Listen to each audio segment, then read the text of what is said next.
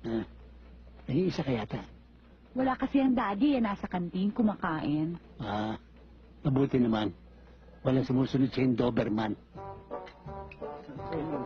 Wala naman kaming aso Tatay mo, naiglig ba sa aso? Kanya tuloy, hindi na kita nakakausap eh. Sandali lang. Ikaw ba, Lea? Talagang anak ni Kernel Macanto? Oo naman. May kamalasan ka rin eh. Dahil maganda siguro nanay mo. Ay, ubod talaga ng ganda, mami. Ubod ng ganda. Doon ka nagmana. Dahil kung nakamukha mo ang tatay mo, magmumukhang lukot na tsampuy ka. Jack. Dahil ikaw, maganda ka pa kay Talia.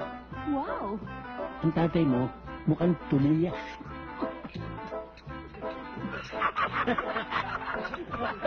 Mukha ka, kuya.